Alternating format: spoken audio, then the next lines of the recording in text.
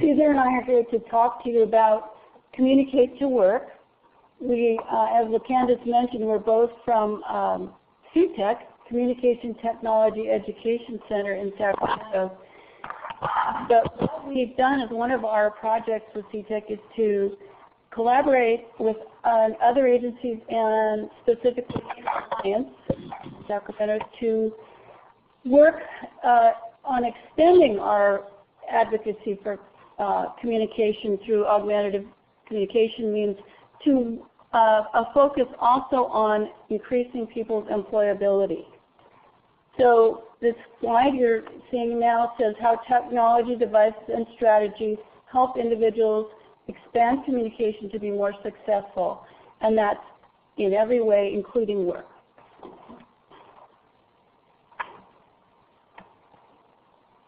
This is a picture of me, Mintun, and on the left and on the right is Ceasar Seabron, who will be joining me today, and he is our AAC mentor at CTEC and Communicate to Work, and I am the specialist for with families due to the fact that I'm not only a special educator and assistive technology person, but I have my own daughter who's 26 who uses augmentative communication. Now the purpose and who benefits from our training, consultation, and mentoring. Our purpose is to increase awareness of AAC options and resources, to increase expectations of individuals' capabilities, and to apply teamwork and support to everything we do. And again, when I say AAC, I'm talking about augmentative and alternative communication. Who will benefit from Communicate to Work are individuals who are transitioning from high school, or individuals who are in community rehabilitation or regional center funded programs that provide employment services. Okay. The partnership is represented by this graphic here.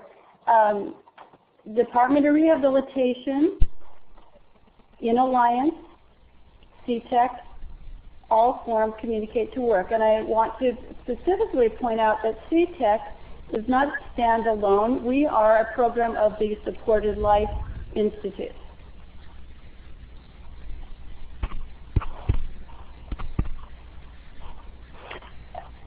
Again, not to spend too much time on all the various acronyms, but it's very important to know that InAlliance of Sacramento region is partnered with Supported Life Institute and CTEC to be able to sponsor these kinds of activities.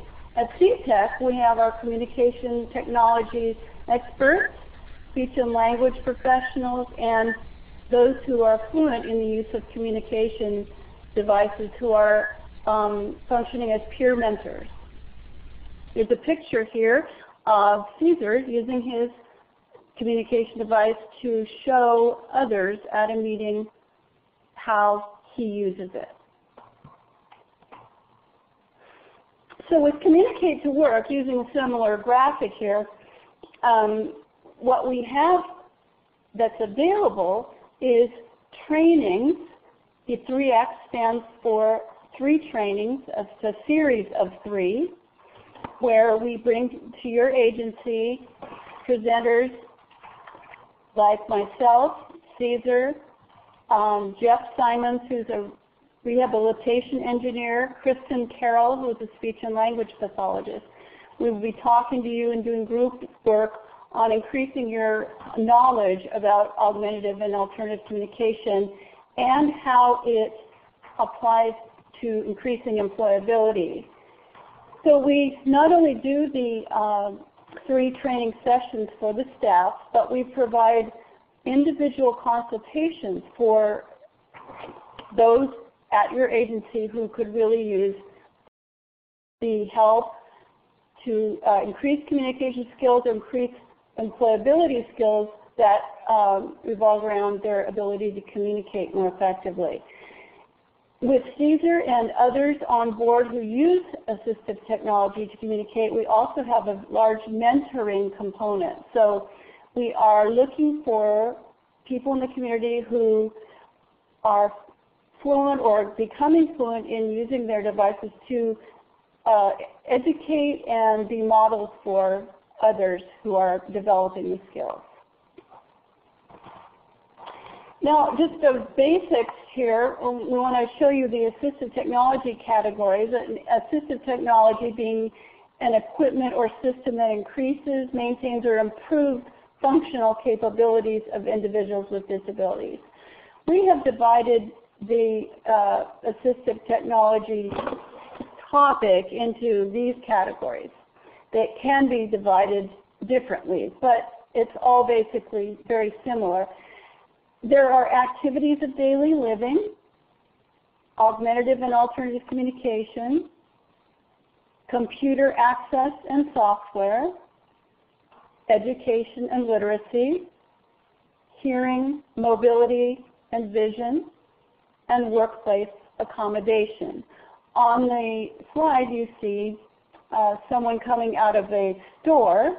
This is representing activities of daily living as one of the categories. You see as the second category, augmentative and alternative communication, and it's in a different color to highlight the fact that that is our focus within assistive technology.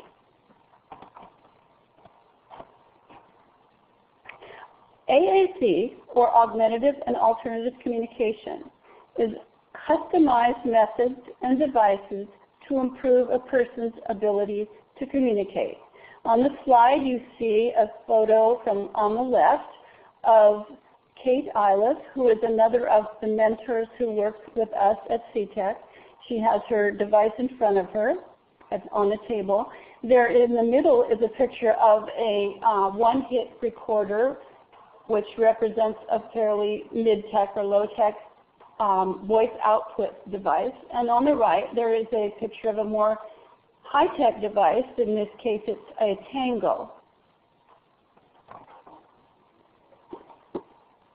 Now, we like to think of AAC as customized methods and devices to improve a person's ability to communicate that are all housed in one toolbox. On the screen you see a screwdriver and it says light tech. The box says no tech. The hammer says mid tech. And the saw says high tech. They all go in the box. They are all able to be used or tried by people who need some sort of communication system. In other words, we don't really have a continuum which says that you must be able to use a particular low-tech or no-tech method before you, quote, graduate on to using something more sophisticated. Our philosophy is more like we want you to be able to use whatever works. Here are some examples of low or light-tech systems for communication. At the top there is a communication board that uses not photographs but icons or pictures for things that a person might want to request. A drink, I think this looks like a board that's talking about food items. Right below that is a picture of some communication books. So you could use, some people use a board, some people use small books they carry with them. And on the right is a photograph of a boy using an eye gaze system. This is low tech, where the person sitting across from him is perhaps asking him to make a choice from among the different things that she has put up on this plexiglass board. And he is using his eyes to look at the item he wants. That is how he's making his choice. Here's an example of what we call mid-tech, and maybe a way of thinking of mid-tech devices is that they require a battery. With low tech, light tech, no tech, there are things that you can use that without even having any kind of battery mechanism with them. There are two pictures here, and the first one on the left is a system where you can put in different pieces of paper that are overlays, we call them, for different things that you might want to say. And the person who is the support for you records in the items or the words with his or her voice. On the right, the other picture is, again, the same as we saw first. It's a one-hit recorder where a person can hit the button and it will speak whatever another person has recorded into it. Now with high tech, we have three pictures here for just three of the many different available augmentative communication devices out there. The picture on the left is showing a fairly small device with a person pointing to icons on this. It shows that you can have very small squares of a grid for icons or pictures or words, or they can be enlarged for the sake of visual or needs or whatever other needs there are. Below this is a picture that was originally on our initial slide of the Tango that shows a different layout for a communication device with the icons going across, where when using this you would scroll to have the icons go up and down or sideways. The last picture on the right is of a person using a device with not with direct selection, that means without pointing to it with a finger or a hand, but with a pointer that's mounted on the person's head. Excuse me. And this allows that person to move his head toward the thing that he wants to say or select, and perhaps dwell there. Not sure what this person is using to indicate that that's the selection, but in other words, the example here is that you do not have to use your fingers to point. There are other access methods.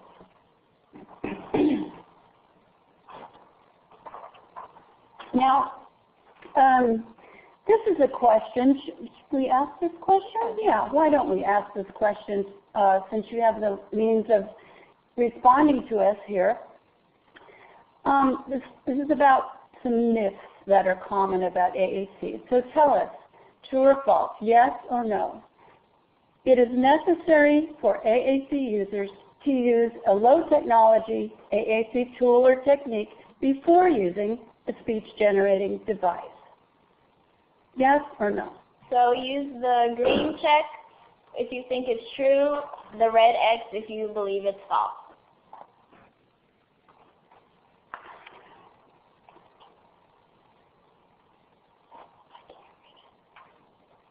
You have to tell me. Okay. So we have 2 people, 3, 4. 4 people that believe it's false. 1 that thinks it's true. Okay. 2 more false. False.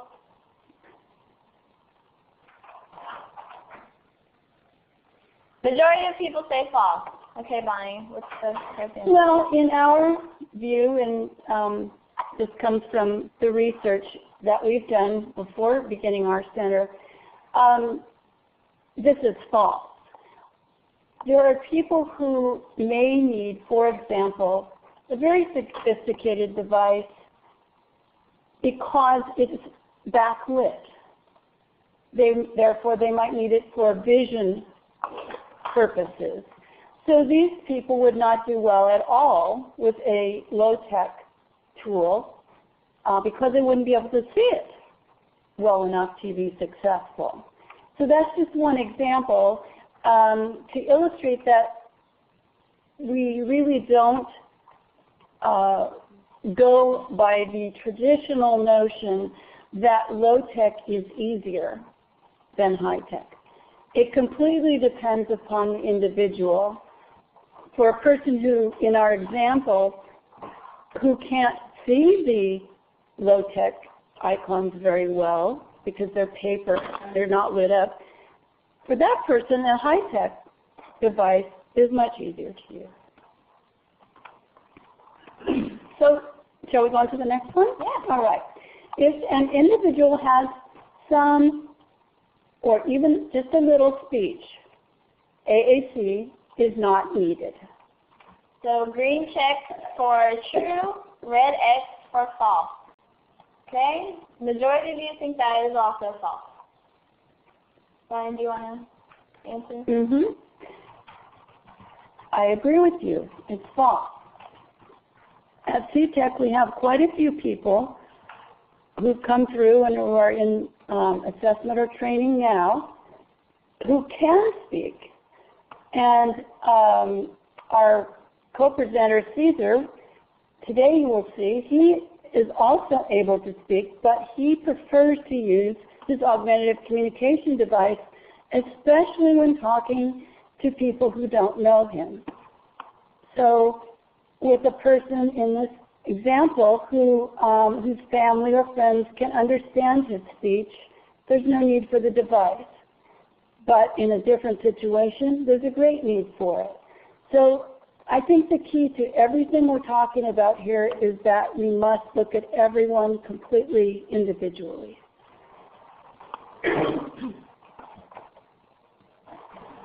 Now, this slide is titled Trends and Approaches, because currently we are really seeing a rapid increase in types of devices that are available, and this is very good for us in the field. It's hard to keep up, however. There are more devices these days that are computer-based, so that, in other words, you don't just have a dedicated device that makes specific voice output selections. It also can connect to the internet. There are more features. You might have MP3 player or your cell phone in it, and sometimes these are getting smaller and smaller. Now, including things like with an iPod, iPad, or iTouch. It's important to note that these are all exciting trends, but that the smaller is not always the better for everybody. And more features is not always better for everybody. Some people prefer to have their computer separate, for example, from their communication device. Now, in approaches for persons with autism, we're really happy to see that AAC is becoming much more widely accepted.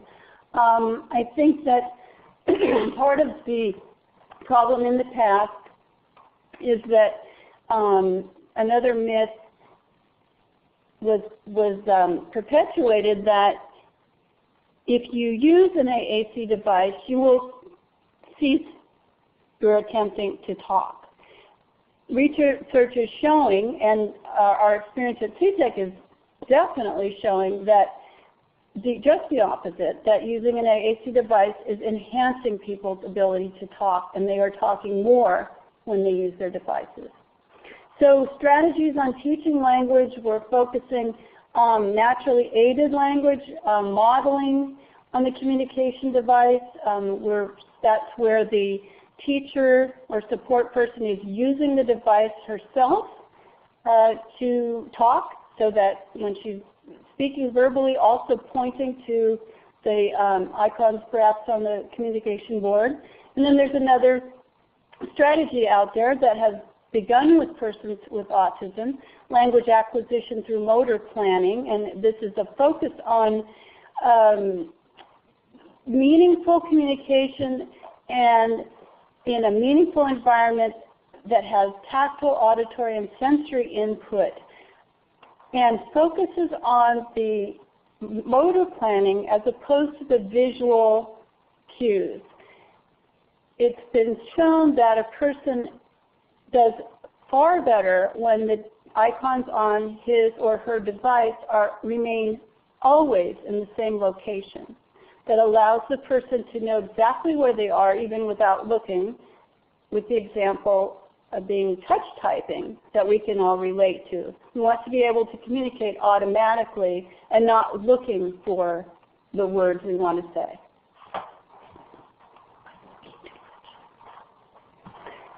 So for AAC success, we need really big support networks. Now, I don't mean lots and lots of people necessarily, but it's very important to have people committed to making this work for a person who's just starting and may take quite a while to learn to use it. So successful use of AAC, ongoing language development, and independence all require combined efforts of support personnel at home, the community, and at work. And we definitely, at Communicate to Work, we are devoted to the team approach. Successful employment also requires the combined effort of team members, of employers and support personnel. We must build awareness about abilities of persons with disabilities and support diverse communication, giving attention to the community resources. Now, sometimes we hear, and maybe we are hearing this from amongst those listening, that technology is intimidating. Perhaps that people with severe disabilities have nothing to say or to communicate, or that the technology is only for those who are capable of using it, that we can't get the technology, it's unavailable to us, that it's too difficult to support this kind of use for everybody. And a very common one is we must get this person's behavior under control first. Now, for us at Communicate to Work, these are not things we let get in our way. In fact, we think that the fact that people say technology is intimidating just tells us something about their age. Those of us who are older may feel this way, but there's an easy solution, and that's to ask a child, such as those pictured here, for help with the technology. And so it's not fair, we believe, to withhold technology from people who have disabilities because we are not used to it or we are intimidated by it. And then the last one I read, that you must get the behavior under control first, we find is not true at all, because we believe that the behaviors we're seeing are attempts at communication or are the result of frustration for lack of communication. So at our CTEC and Communicate to Work, we don't have any prerequisites about behavior. We will work with people no matter what their behavior. In our practice and purpose, we believe that in adequate assessment and training time, we do no one-shot deals for a couple of hours and then make some judgment about what a person should have. We believe in no prerequisites, including behavioral, which I've stated, and a team approach, which I've stated, and a train the whole team approach. In other words, we function as a team at our agencies, and we also want to train the individual's whole team, whether it be parents, support personnel, friends, co-workers. It's important to train the support network. And we believe also in ongoing follow-up. So we, in fact, have a once a month AAC user group, and we can tell you later what day of the month and time that is. But it's a perfect way to make sure people don't get lost in the process.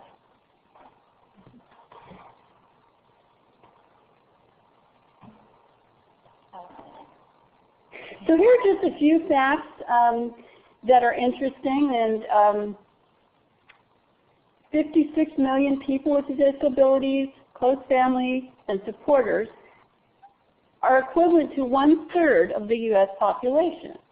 So sometimes we think that we're working with or have family members who are very much a minority. It's not really true. Many more people need assistive technology than we think. 20 million of 70 million families have at least one member with a disability, and there are at least 13.3 million U.S. adults who use assistive technology.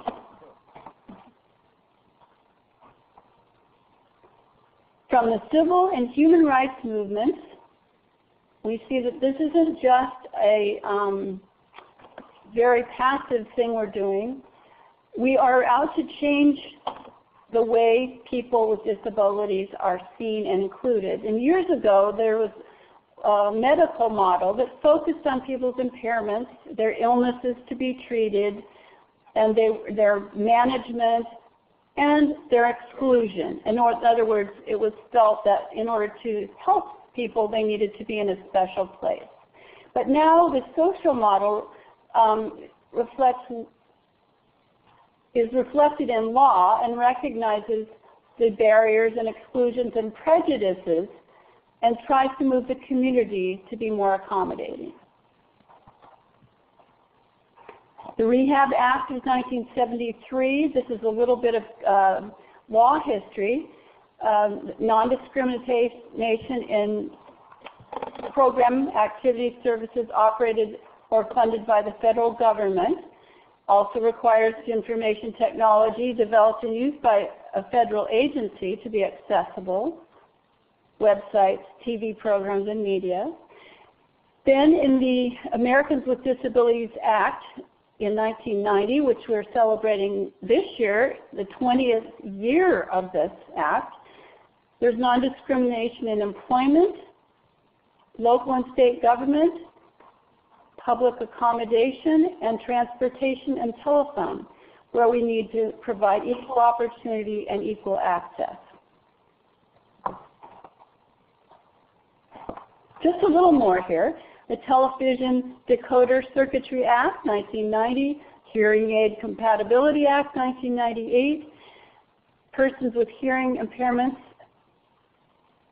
have access to information via television through technology and the capacity for closed captioning, which we're using today. All telephone equipment has to be compatible with hearing aids. The Assistive Technology Act of 1998 said that any item, equipment, or system commonly used to increase, maintain, or improve functional capabilities. They provided funds to support assistive technology centers. Now notice the recent dates of all of this history. This is not that old, looking back 20, 30 years, when it was seen as important to include everyone. Now, more recently, President Obama in 2009 signed a treaty that sets legal obligations to ensure rights of people with disabilities. This is an international treaty, the UN Convention of the Rights of Persons with Disabilities, to protect basic rights, including employment, and it validates AAC as a mainstream approach to overcoming barriers. In the language of this treaty, it lists as communication, language, display of text, braille, tactile communication, large print, accessible multimedia, written, audio, plain language, human reader, and AAC modes. So communication is the key to unlocking more doors, and AT and AAC can be seen as curb cuts to communication. Many use curb cuts, grab bars, and ramps, and now with the global exchange where we are able to communicate internationally with people, everyone is into technologies, and AAC as a communication curb cut is becoming more common. Now, not to belittle the employment aspect of Communicate to Work, we are also very concerned about the low number of people with disabilities who are employed. In California, we are the 41st of 50 states where only 13% of working age persons with developmental disabilities are in competitive or supported employment. So we want to increase the number of people with developmental disabilities who are integrated into employment, have self-employment or micro-enterprise, and who earn minimum wage or more. This is the 2009 AB 287 Employment First policy. And now, to make employment work, there must be an appropriate match between the person and the job, workplace and society and support networks accommodating, and effective and efficient assistive technology. There's a quote here from Ochaka, Lawson, Lord, 1994. Key accommodation to successful employment was an attitude among coworkers and employers that it was important to pay attention to the individual's needs and to accept accommodations as a natural part of the work experience.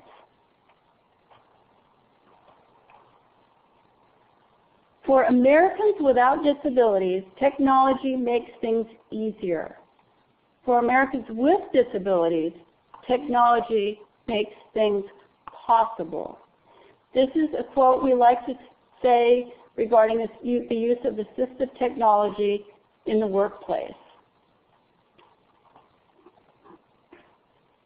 With Communicate to Work, as I mentioned earlier, besides a speech and language therapist and a family specialist and its peer mentors, we have an assistive technology engineer, and he performs as part of the team assistive technology and ergonomic assessments at the job, program, or home, and matches persons' abilities with technology that can help them perform their tasks. He starts with feeding. Here we have a picture of a young lady in two different poses. One, it shows her in a position in her wheelchair where she is slumped to the left with her head very far down to the left. And on the right is a picture of her sitting straight. You would be amazed at the number of people who come to us for assistance with either employment stations or communication technology who don't have a proper seating to even be able to function very well to use the technology. Workspace and computers, we get creative to make it work. These are examples about all very basic, like altering the size and height of a desk, or putting grips on a file folder holders, or changing the height of a keyboard. Some things are very basic and others are complex. Here are a couple other examples of accommodation with someone on the job, where on the left, a picture of a person whose weed whacker has been modified to allow him to start it himself. On the right is, again, a picture of handles that are put onto file folders to allow a person to be able to pull them out of the drawer.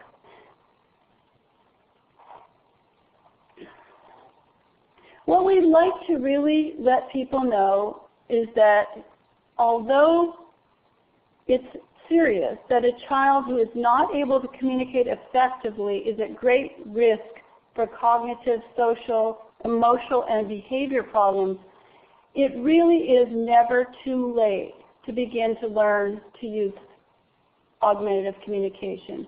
At CTEC, we love to work with children age 0 to 3 to give them a very early start. But no matter how old or what level of disability a person is, it's never too late to learn. We've learned this over the past many years well, maybe just 20 years actually, that the brain's elasticity means that learning does not need to ever end.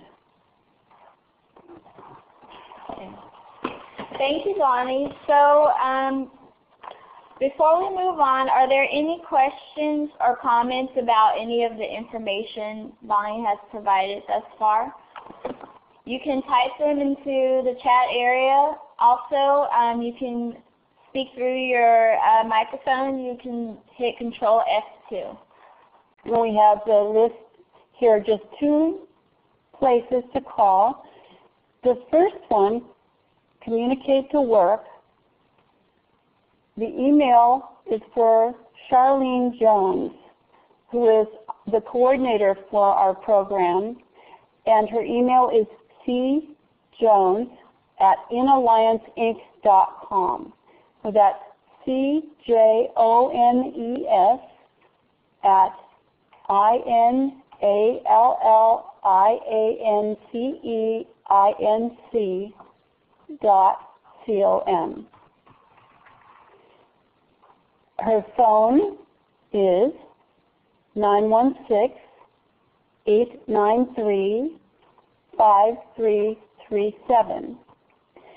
Now, you would call her if your agency is interested in our training series, first of all, because we don't do the consultation for individual help or the mentoring separately. We do it as part of our whole training series.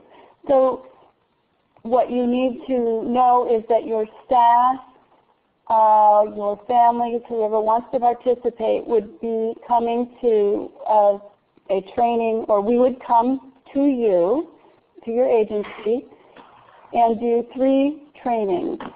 Each training is 3 hours, and we do them in a series of 3 months. So there'll be 1 3-hour training per month.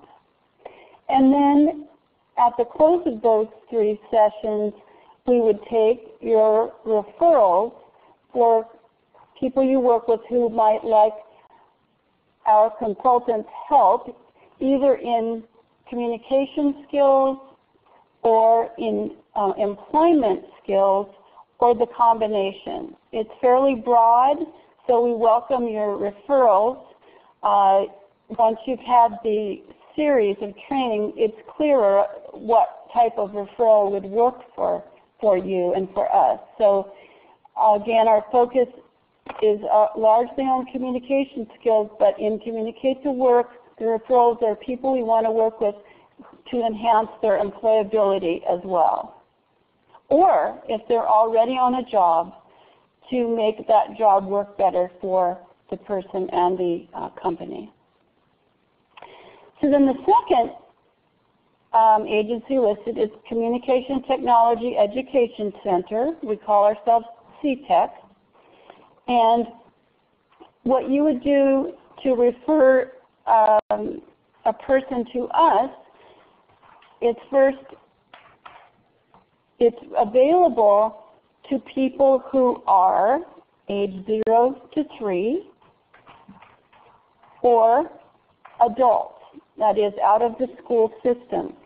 Now, the reason our individual assessment and training is not available to school-age children is because the schools are mandated to provide assistive technology services. What we provide to school-age children is that we are working to teach speech and language therapists and other professionals who work with school-age children how to better assess their communication needs. So again, to be clear, we work directly with individuals if they are infant, toddler age, or adults. We work indirectly with school-age children by providing training to their staff and by providing free textplorations at our center. That is a term we borrowed from ITEC, in Santa Clara, part of Parents Helping Parents. We got permission to use it because we like the term so much. A Techsploration is when you come to our center and we will be featuring particular devices or particular curriculum ideas or strategies for communication technology. We also have the augmentative communication company vendors who will come and show their latest communication devices. All of those sessions at our center are free and open to the public. So on the slide you see our website, www.supportedlife.org/CTEC or www.suppportedlife.org/CTEC.